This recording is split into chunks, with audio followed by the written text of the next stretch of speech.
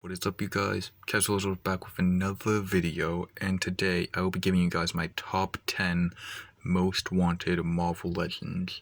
Now, there are some rules for this video. Any character that has ever been given a figure will not be allowed to be included. With that, let's start with the honorable mentions.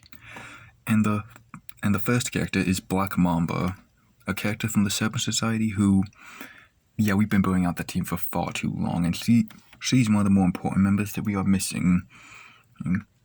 Now, cool. And alongside another character on this list, as well as Sidebender and some other Serpent members that I'm not going to name off in this video because that would take too long. But yeah, Black Mamba, alongside Asp and that same character I mentioned earlier, not Sidebender, the character that is on this list, so I'm not going to mention her, formed a team. And yeah, Black Mamba, member of the Serpent Society, so she would be nice to have in the collection.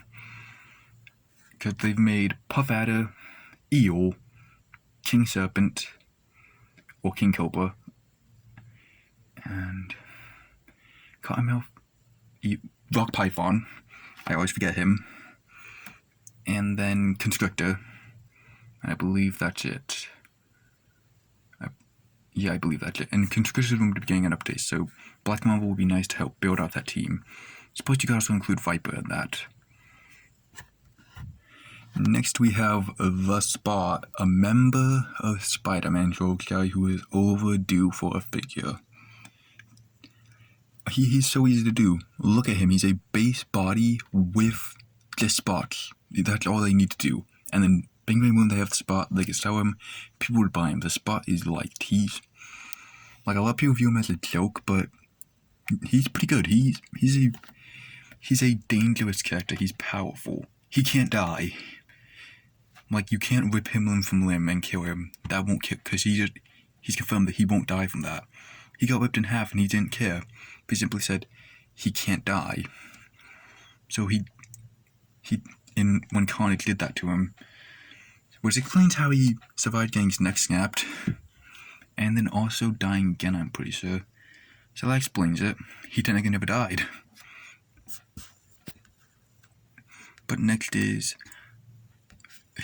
and side note, there's a rumor of Spider-Man Wave. Hypno Hustler was on it and the Spot wasn't. Hypno Hustler before the Spot would be crazy, just saying. And then the last one we'll mention, The Beyonder, a character who is 100% coming in a Secret Wars wave. That rumored Secret Wars wave 100% will include Brown Suit Wolverine because he was revealed at SDCC, so there is a high probability that he will go there. Symbiote Spider-Man will also likely be in that wave, and Beyonder. They are pretty obvious picks, as well as some other characters they probably should include in that line. Probably 3 heroes, 3 villains. And yeah, he's the guys who caused the Secret Wars, so it would only make sense to include him in that wave. And he's not even really that hard. They probably could use a good part from the Red Skull from the Bring on the Bad Guys wave. This Red Skull, to be more clear, because there have been other Red Skulls from this line, but this is like classic look, and this is the one that you have characters reusing quite often, like Wonder Man, who, well, I don't have him. I intend to get him one day. Now moving on to the actual list. Number 10, Armor, a member of the XMen. Her most prominent days were in the Astonishing X-Men run, at least that's where I know her from. I do not know how they would do her, however they probably will do her eventually, because she is a part of the Astonishing X-Men roster, and they have slowly been building out that team. They've made Wolverine, Cyclops, and Emma Frost so far, so all we're missing now is Kitty, Colossus, Beast, and Armor. Armor likely will be the hardest to do, because they like to just throw Kitty and Colossus in a 2-pack, and then put Beast in a mainline X-Men wave. But Armor will be a tough one, because look at her. It's a girl in a suit of armor that you need to be able to pose. That would be quite hard, and that can't be a Build-A-Figure. That probably would have to be a deluxe. Like, maybe you could get away with, like, the hand rotation, because as you can see, her human hands don't reach to the hands. Like, the hand articulations probably won't be limited, but the head, like everything else, this would definitely have to be a deluxe for this to, like, work. Something HasLab, but I don't, almost not prominent enough of a character to get a HasLab. Hey, you remember how a few minutes ago I talked about that rumored SpiderMan retro wave? Here's a character that was on it that I actually do hope comes true, who is not Hypno Hustler. Slide. A Spider-Man villain he would add a nice little color to the Spider-Man villain's rose gallery. What I mean by that? I mean, he's white and green, as you can see here, and there's no other Spider-Man villain who is white and green, so he'd add a unique little color palette. Yes, we have white and green on the self, but not together. We have Chasm, he has some green on him.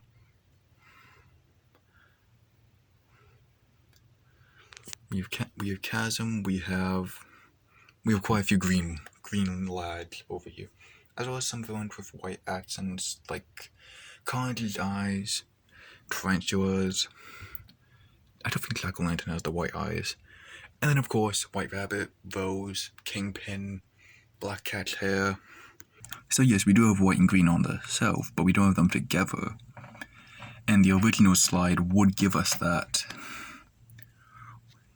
And he would not rumored that, I say rumored, it's fake. I'm doing dare to say it, it's fake. Because we saw the Spider-Verse wave today, and things don't match up. Spider-Man Unlimited was included in that rumor. Wrong, he's not in that wave. Spectacular Spider-Man is also there. Wrong, not in the wave. But Peter B. Parker was rumored to come with Mayday. Not true. So that makes the entire leak, I said that with quote, leak, but there's gotta be something I could do. Look less likely. Maybe the Legacy X-Men stuff is true. I doubt it.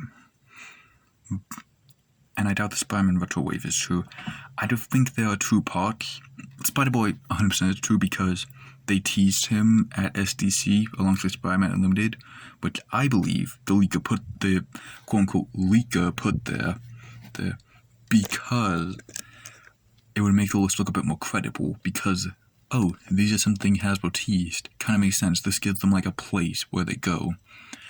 And then they just like started throwing characters in. And the spot not being included. I mean, maybe the retro wave is true, which would be interesting. Very interesting. I wouldn't hate it.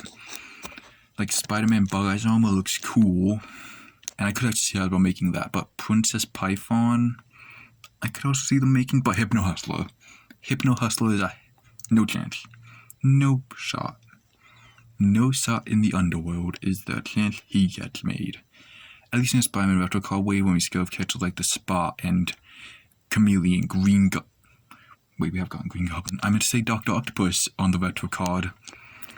And Slide, like he's easy. He looks easy to make for them. So he probably does have a decent chance because of how easy he looks. And he's a character I could see them actually doing from that rumored lineup. And there was an Ultimate character I don't know, because I don't really like the Ultimate universe. Next is number 8, Exodus, an X-Men villain who is now kind of neutral. He's not a villain, he's not a hero.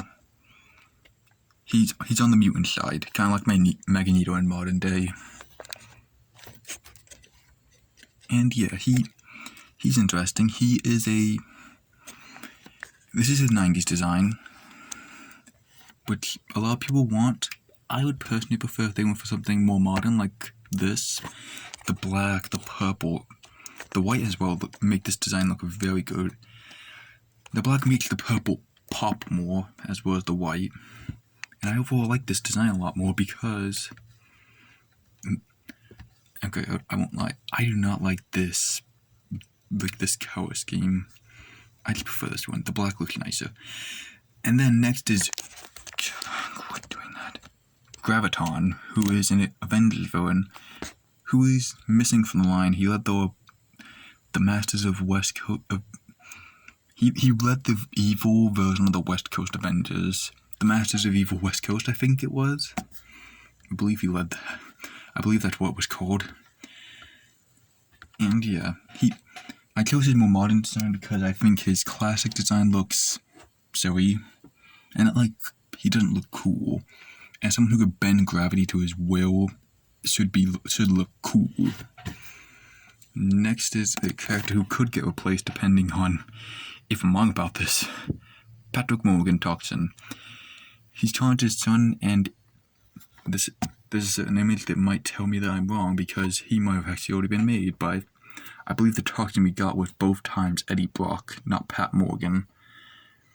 But if it is Pat, then I switch this pick out for a hybrid, who is a combination of the 4 Light Foundation symbiotes: Riot, Phage, Agony, Lasser. He looks very cool. He'd probably have to be a Build-A-Figure. And quickly moving on, so I don't have to get wrapped down in that. Titanium Man, an Iron Man villain. He looks very unique. Besides Titanium Man, I've never seen this type of design anywhere else for an armored villain in comics. He looks very unique, very original. He looks very good. He'd have to be a Build-A-Figure or a deluxe, but he probably would still look good, and I love that face. The helmet is perfection, because he always looks unimpressed and mad. Next is Diamondback, a Captain America ally/villain. Now, she started off in the Serpent Society, the same group as Black Mamba, and she is that character I was alluding to have formed a team with Asp and Black Mamba. And yeah, she is... This is a more modern look. I prefer a more classic look. The various pinks, the black. I prefer this look. But moving on from her quickly and going to number 3, Lightmaster, another SpiderMan villain who would add a unique color palette to the self. And actually, it wouldn't be very hard for Hasbro to do. Look at him. He's not really hard. Unless they want to mold in some of these effects, mold the part in his chest. Which that could be interesting. Could look very cool. But I chose Lightmaster because I liked his story and I like his character, and I think he would go well in a Spider-Man villains display. Moving on, Muse. We don't really have a lot of Daredevil villains in the Marvel Legends line, and Muse is going to be in Daredevil Born Again. So, it would kind of make sense for me to try to tie it in by doing a comic version of Muse as a fan channel, because I don't think they could get away with this much blood in a standard release. But they may go to a fan channel, or they might try to do a different version where he doesn't have force blood coming off him. But I haven't been able to find a design where he does not have this blood, so I had to use one of the pictures with blood on it. And yeah, I like Muse because he's cool. He is a menacing villain, and it could give us a chance to get an updated Shadowlands Daredevil, black and red, pinless on the Renew Your Vows body. Just saying. And moving on to number 1, Pixie from the XMen. I would like her because I like her character. She could include her soul dagger, and I'd prefer if it was not her purely bright pink hair. I'd prefer if it was the era where she had her pink hair with some black streaks in it from when she got a part of her soul taken away. It's complicated, do not ask. And yeah, it would be nice to have her because she would start a team called the Young XMen, I believe. I believe that's the team's name. And it also seems like she's wanted. I've seen a few people wanting her.